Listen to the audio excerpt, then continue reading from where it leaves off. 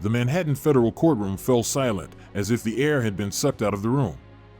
All eyes, from veteran reporters who had covered countless high-profile trials, to sharp attorneys with decades of experience, to spectators crammed into the stands, were focused on the giant screen in front of them.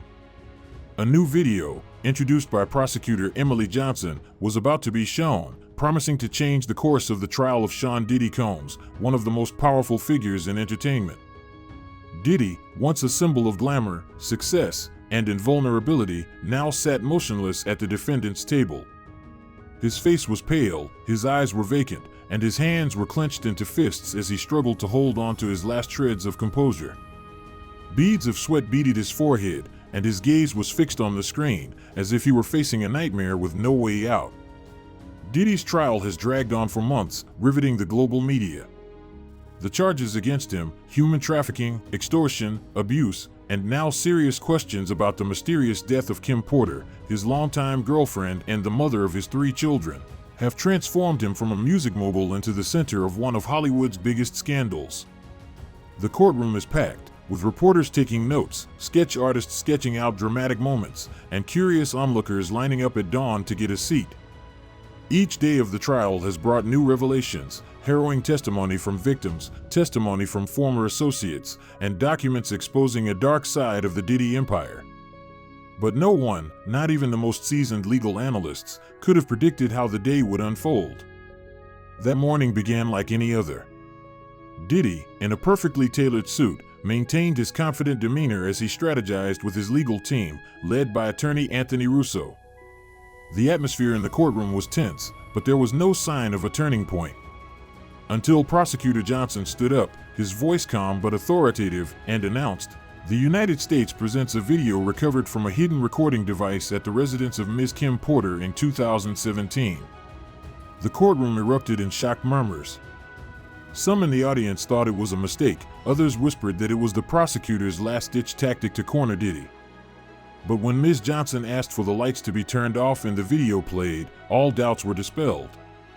The defense attorneys immediately objected vehemently. Mr. Russo stood up, arguing that the source of the video had not been verified and that its display could be seriously detrimental to his client. "Your Honor, this is an emotionally manipulative act with no basis in law," Mr. Russo insisted, his voice filled with indignation.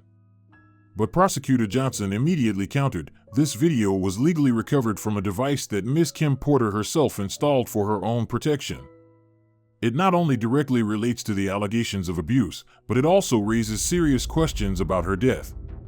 After a brief sideline argument, Judge Arun Subramanian, with his usual composure, overruled the objection and ordered the display to continue. The courtroom fell silent, save for the pounding heartbeats of those present. As the screen lit up, showing Kim Porter in her living room on a November night in 2017, a soft groan escaped Diddy. He bowed his head, his hands clenched into fists, as if trying to block out what was about to happen. Kim, in her cream nightgown, sat huddled in the corner of the room, her face full of anxiety, her eyes sparkling with fear but also with a hint of resilience. Diddy, once the man she loved and the father of her children, now looked like a stranger as he entered the frame, his cold voice echoing through the courtroom's sound system. "You think you can betray me? What do you plan to give them?" Kim's scream of pain, as Diddy lunged forward and grabbed her by the hair, startled many in the courtroom. Diddy, at the defendant's table, collapsed into his chair, his face white, his eyes filled with tears. His sobs broke the silence as he asked Judge Subramanian for permission to leave the room. "Your Honor, I'm sorry. I'm just nervous," he said, his voice choked and shaking. The judge, though hesitant, finally agreed, and 2 court officers led him out in tense silence. That moment was only the beginning. When Diddy returned, he would be confronted not only with the video, but also with testimony from those who had been closest to him, and, ultimately, with the very dark secrets he had tried to bury for years. Kim Porter's death, reportedly from pneumonia in 2018, now became the centerpiece of the case, with suspicions that she was not just a victim of abuse but may have been murdered to protect secrets that could destroy Diddy's empire. This is not just a trial of an individual, but an exposure of a web of power, corruption, and crime within the entertainment industry.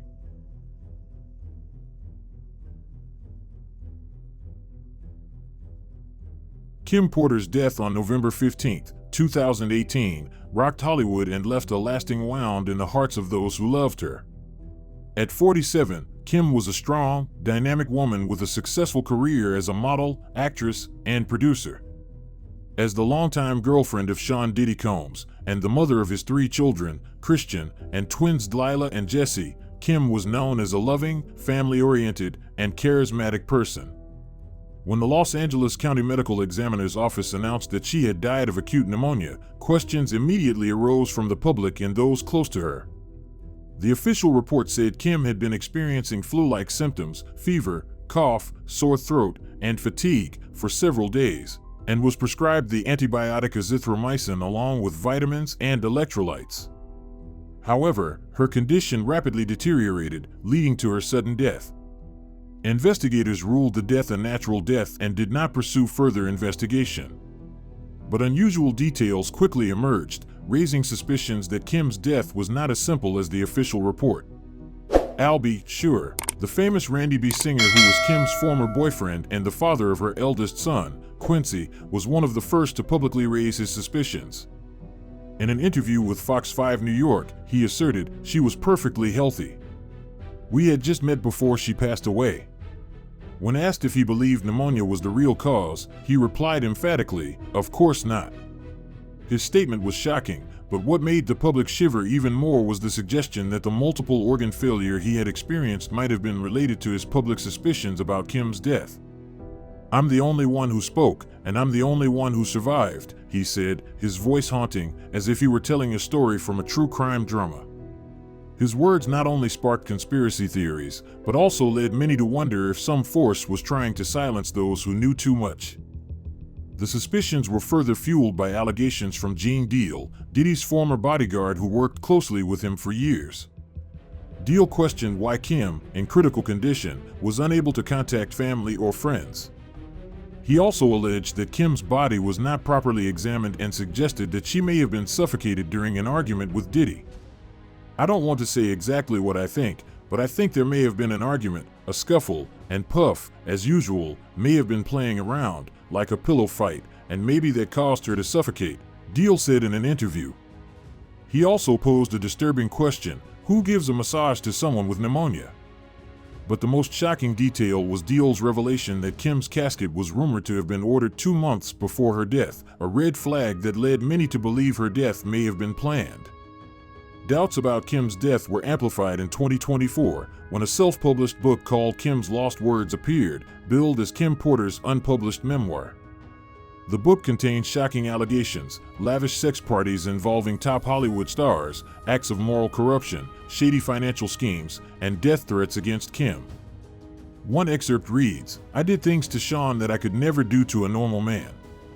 I woke up and walked out of the bedroom and saw Sean coming out of another room with a famous rapper and a woman's husband." The book also details several physical abuses that Diddy allegedly committed against Kim, including the first time he hit her after she refused his sexual advances, and another time he pinned her to the floor and threatened her with a gun. "You belong to me, and now you have no choice. I can't live without you." Other unusual details add to the suspicion. Kim's phone disappeared after her death, and no one has been able to access her cloud account to recover messages or data. Reports from the scene indicate that there was blood on the bedsheets where Kim's body was found, a detail inconsistent with a death from pneumonia. Questions such as why would a financially stable woman like Kim stay home and die of pneumonia without a doctor or medical staff present, and why were her phones, tablets, or computers taken, remain unanswered. The fact that the investigation was closed so quickly after an autopsy, without seeking an independent review or taking detailed statements from those who were present at Kim's home in the final hours of her life, further fuels suspicions of a cover-up.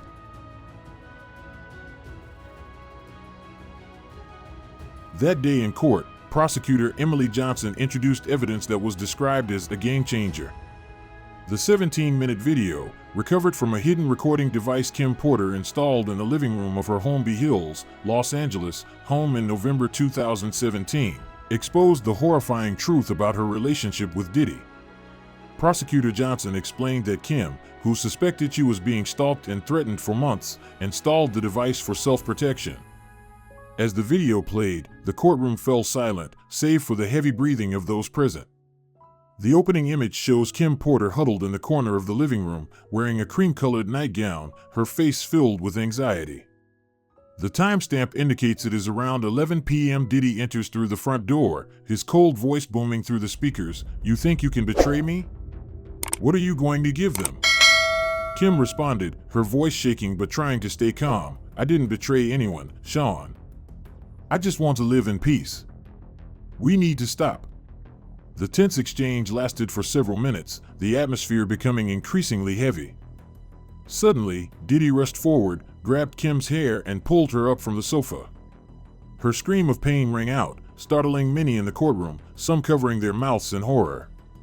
He slapped her 3 times in a row, each blow echoing in the silent room. Kim's cheeks immediately turned red, and she sobbed, begging, "Please stop, the kids are upstairs." In the following minutes, Diddy continued to insult and threaten Kim. "Do you know how many people I had to kill to keep this secret? Don't try me, Kim," he growled, his voice filled with anger. Kim, shaking, could only cry and repeat, "Please stop." The most chilling moment came at the end of the video. After the assault, Diddy leaned in close to her face and whispered, but the microphone still picked up clearly, "You know I can make you disappear forever, right?" The video ended with Kim collapsing on the floor, sobbing, while Diddy calmly walked out as if nothing had happened. The sound of the door closing echoed in the courtroom, sending shivers down the spines of many in the audience, some of whom couldn't hold back tears.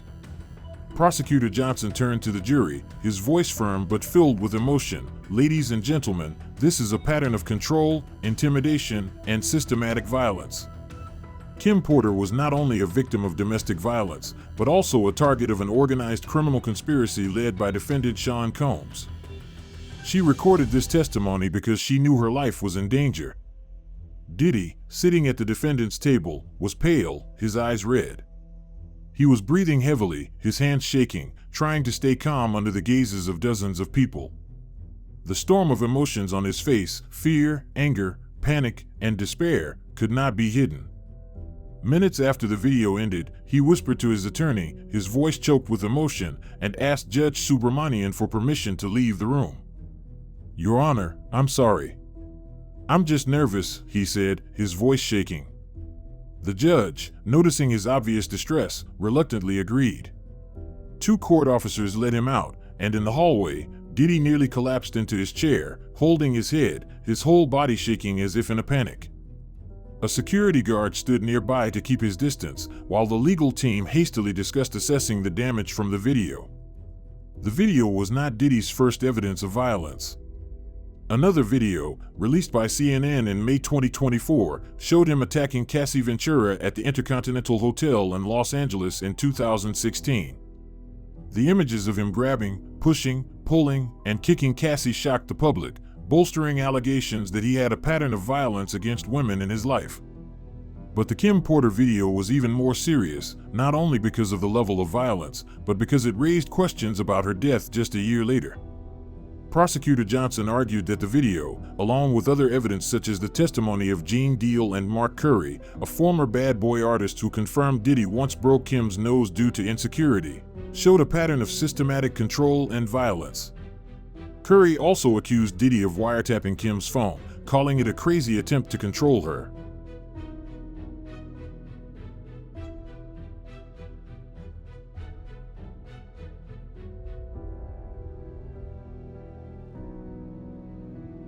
Diddy's case revolves around more than just the death of Kim Porter. It also exposes a complex web of crime, described by attorney Tony Busby, who represents more than 120 victims, as shocking in its scale and brutality.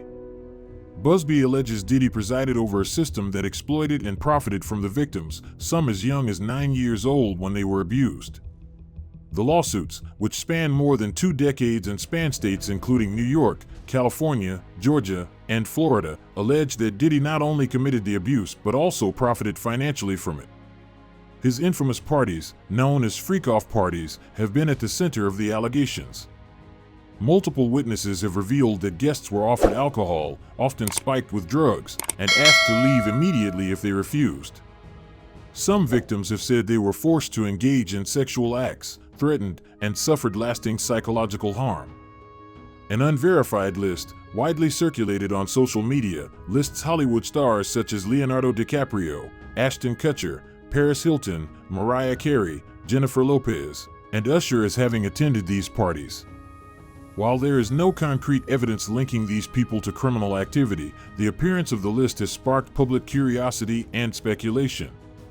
Some stars, such as Megan Fox, have suddenly deleted their social media accounts, fueling speculation, although she has not commented publicly.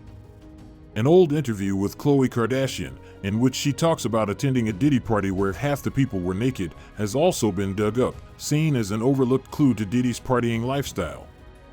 Diddy's relationship with longtime friend Jay-Z has also come under scrutiny. The two, once icons of the new generation of hip-hop, built music and business empires together. During a 2023 episode of Carpool Karaoke, Diddy revealed that only two people had ever called him by his real name, Sean, his mother and Jay-Z. However, as the allegations against Diddy escalated, Jay-Z remained remarkably silent, refusing to comment publicly. This silence, while consistent with Jay-Z's private style, has raised questions about whether he knew anything about Diddy's activities. Some have speculated that their friendship could have dragged Jay-Z into legal trouble, but at this time, there is no concrete evidence linking him to Diddy's crimes. Another conspiracy theory involves Kris Jenner's boyfriend Corey Gamble, who was allegedly present at Kim Porter's home on the day of her death. A grainy photo posted on social media shows a man resembling Gamble at the scene before police arrived. Some Hollywood forums speculated that Gamble was a cleaner, hired to erase evidence for the powerful. Although there was no official confirmation, his presence added to suspicions of a cover-up involving Kim's death.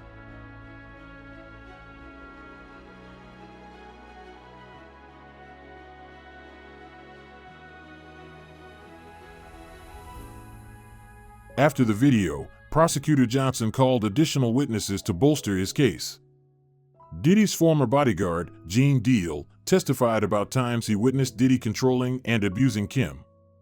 He described an incident in which Kim defended herself by injuring Diddy with a bottle opener, and how Diddy began using drugs around that time, which made his behavior more erratic. Mark Curry, a former Bad Boy artist, also testified, confirming that Diddy once broke Kim's nose in a fit of jealousy. It all came from insecurity, Curry said. He wanted to control everything, and when he didn't, he exploded. Another witness, an unnamed close friend of Kim's, testified that Kim had shared her fears with Diddy. She said she knew too much, and if she spoke up, she wouldn't be safe, the friend said, her voice breaking. She also revealed that Kim had started keeping a diary and storing documents as a form of life insurance in case she was threatened. Those documents, according to prosecutors, were partially recovered during the investigation, though details were not made public in court. Public pressure also played a big role in the case. Social media was abuzz with discussion, with hashtags like #JusticeForKimPorter and #DiddyExposed trending worldwide. Diddy's old interviews, in which he praised Kim as the most important woman in my life, were re-examined under a new lens, criticized as fake. The lavish memorials he held for Kim after her death were now seen as an attempt to distract from the public. Diddy's failure to call for further investigation into Kim's death, despite his power and resources, added to public suspicion.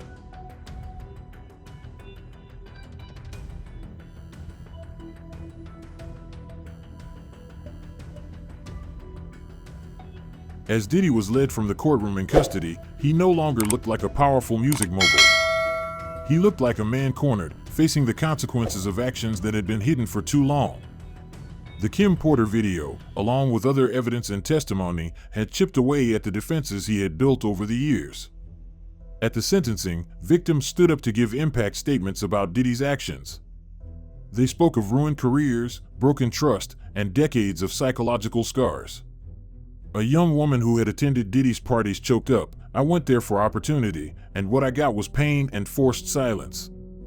When he was allowed to speak before the sentencing, Diddy stood, his voice low but firm. "I want to apologize to those I hurt, the women who trusted me and were betrayed by me. the colleagues and employees who were dragged into my actions, my children who now have to live with the legacy of their father's mistakes, and Kim, who deserves so much more love and respect than I ever did." He paused, his eyes turning to the audience, where Kim's relatives sat silently. "I cannot repair the damage that was done. I can only acknowledge it and try to live better from here." His apology, though belated, did little to ease the pain of the victims or the public's anger. Outside the courtroom, Diddy's case sparked a crisis in the entertainment industry. Music and entertainment companies began reviewing internal policies, canceling projects involving Diddy, and increasing protections for artists. Many other victims from across the industry began to speak out, sharing their stories of abuse and exploitation, creating a new wave of #MeToo in the music industry. Social media was abuzz with the discussion, with fans questioning their support for Diddy over the years despite persistent rumors. Old interviews were dug up, revealing vague references from industry figures to how things work. Some compared Diddy to Jeffrey Epstein, suggesting he headed a powerful network that covered up crimes with money and influence. Kim Porter's death remains a mystery that has yet to be fully solved. While the video provides strong evidence of abuse, investigators are still working to determine whether there was a direct link between Diddy's behavior and her death. If the connection is proven, Diddy could face premeditated murder charges, adding to his already formidable list of charges: human trafficking, racketeering, conspiracy, and transportation for the purpose of prostitution, that carry a potential life sentence. Legal analysts note that the scale of the case, coupled with the public pressure, makes it all but impossible for Diddy to escape. When Diddy leaves court, he will not just be a man who lost a legal battle, but a man forced to confront the truth about what he did. For Kim Porter, the woman who knew too much and paid with her life, the trial is a belated step toward justice. But the larger question remains: how many more horrific secrets are waiting to be exposed? And will justice really be served for Kim and the other victims, or is this just the tip of a deep-seated entertainment iceberg? As the courtroom doors closed, the world continued to wait for the next developments in this dramatic and heartbreaking story.